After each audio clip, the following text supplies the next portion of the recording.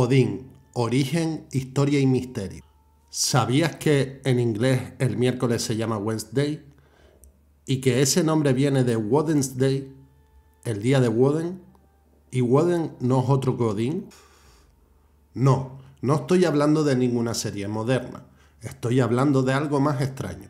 Un dios tan antiguo que dejó su sombra en el calendario y tan complejo que, para entenderlo, hay que aceptarlo como lo que es, una máscara hecha de muchas máscaras.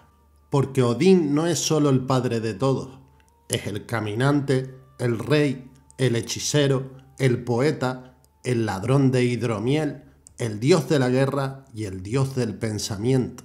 Y si hoy vamos a conocerlo de verdad, hay que empezar como se empieza con lo que es inabarcable, nombrándolo.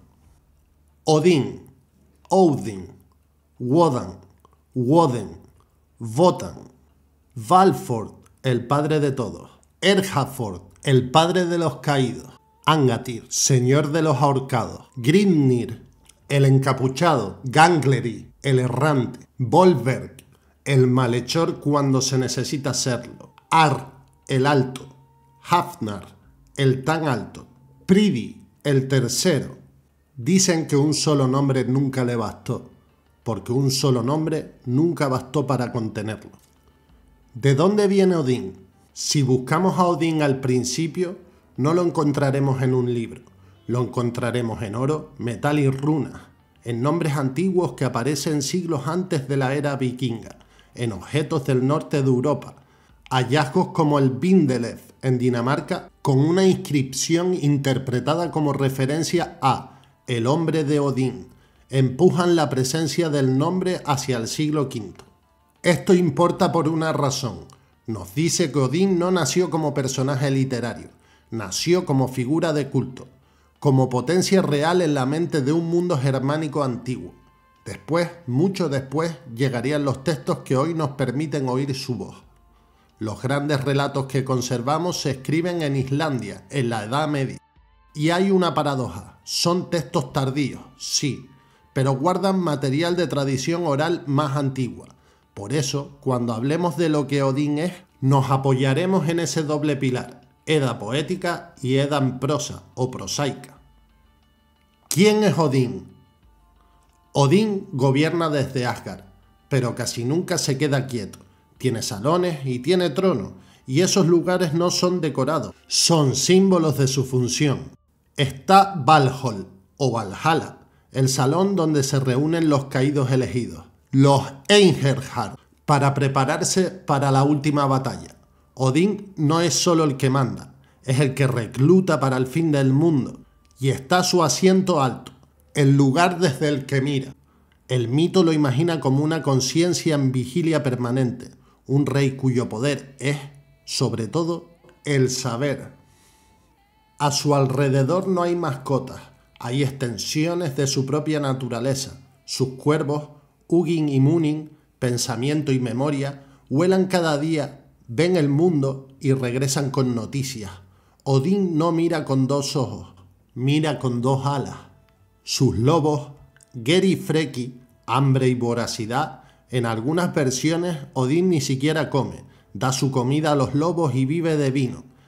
Es una imagen brutal, el rey que alimenta la guerra y se alimenta de otras cosas, de algo menos humano. Y su caballo, Sleipnir, el de 8 patas, capaz de atravesar fronteras, tierra, aire, mar, como si fueran puertas. Sleipnir es el movimiento imposible, la montura de un dios que no acepta límites. Y su arma, la lanza Gupnir, que no falla, no es solo una lanza, es la promesa de que, cuando Odín decide, el destino se clava. Odín, entonces, no se define por músculos, sino por información, hambre, tránsito y decisión. ¿Cómo se construye su historia? Si hay una palabra que gobierna a Odín, no es poder, es precio. Odín no es sabio porque nació sabio. Odín es sabio porque pagó. La tradición lo pinta como el tuerto por una razón. Su mirada es el resultado de una renuncia.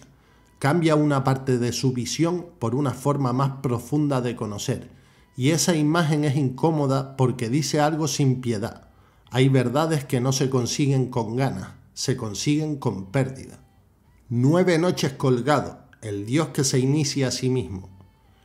Luego está la escena que define su leyenda interior. Odín colgado del árbol.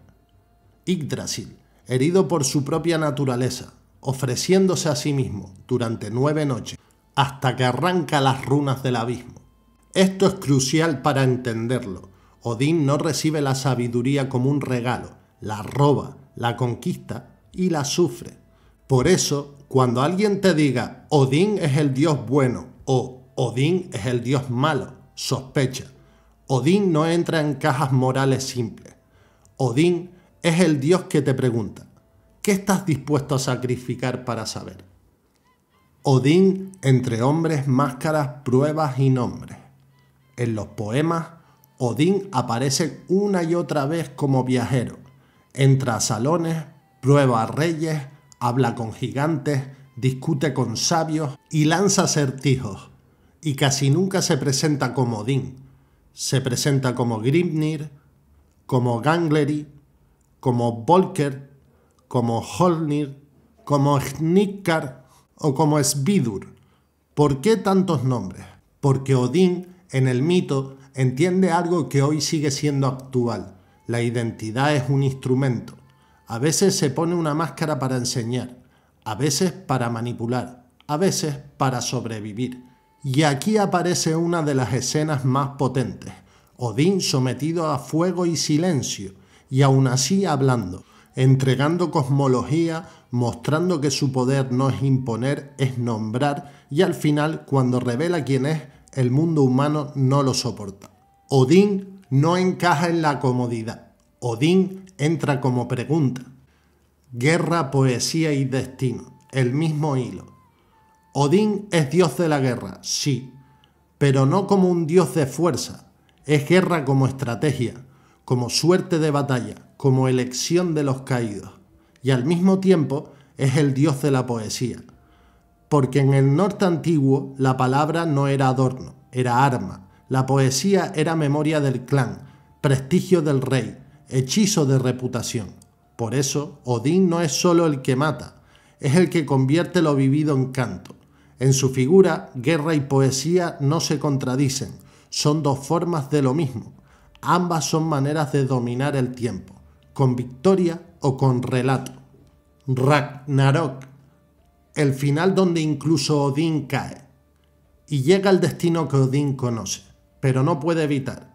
Ragnarok no es solo el apocalipsis, es el recordatorio de que, en este universo, ni siquiera el dios más astuto puede escapar del cierre del ciclo.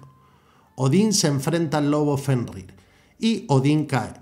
Ese detalle es esencial. Odín no es el dios del triunfo eterno, es el dios que mira el desastre de frente y aún así prepara los suyos. Eso lo vuelve más inquietante y más humano en su forma más alta. La voluntad de sostener el sentido incluso cuando el sentido se rompe. Woden en la actualidad, lo que sobrevivió y lo que volvió. ¿Cómo llega Odín hasta hoy? Primero, porque los textos medievales los conservaron, las Eddas, el Codex Regius como gran cofre de poemas y la obra de Snorri como mapa narrativo. Después, porque la cultura moderna lo reimaginó, arte, romanticismo, fantasía, reinterpretaciones, incluso cuando cambia de forma, permanece en su núcleo. El caminante de un ojo, los cuervos, la lanza, el precio de la sabiduría. Y también porque hoy hay quienes intentan revivir la religión nórdica de forma moderna, reconstruyendo desde arqueología y textos. Pero hay una sombra contemporánea que conviene nombrar con claridad. Símbolos nórdicos y el nombre de Odín han sido usados por redes racistas. Eso no define al Odín histórico, solo define a quienes lo instrumentalizan. Si tu camino es gnosis humana e introspección, aquí la regla es simple, no se negocia con esa apropiación. Misterios y arquetipos, interpretación, ¿qué representa Odín? Si Thor es el martillo que resuelve, Odín es la pregunta que no se resuelve. Odín como arquetipo puede leerse así: el buscador no soporta la ignorancia, prefiere perder un ojo antes que vivir sin profundidad. El iniciado muere en vida, colgado del árbol, para renacer con un lenguaje nuevo. El estratega entiende que el mundo se mueve por información, por eso sus cuervos son pensamiento y memoria. El señor de los umbrales, Sleipnir, no es un caballo cool, es la idea de cruzar fronteras interiores, de lo consciente a lo inconsciente, de lo humano a lo luminoso. La sombra del poder. Odín no es luminoso en sentido moral, es completo, a veces guía, a veces engaña, y por eso engaña. Quien busca conocimiento debe vigilar su propia sombra, porque el precio no siempre es solo dolor, a veces es orgullo. Y quizás lo más importante, Odín es la figura que convierte la vida en canto, no para adornarla, para entenderla. Puente a Edda moderna.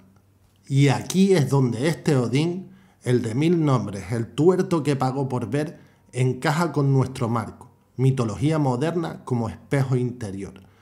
Si quieres ver este arquetipo en acción dentro de nuestro universo narrativo, ve al canto 10, por ejemplo. Ahí Odín no es un dato, es una fuerza en movimiento. Porque al final, estudiar a Odín no es aprender un personaje, es aprender una pregunta. ¿Qué parte de ti está dispuesta a perder algo para ver la verdad?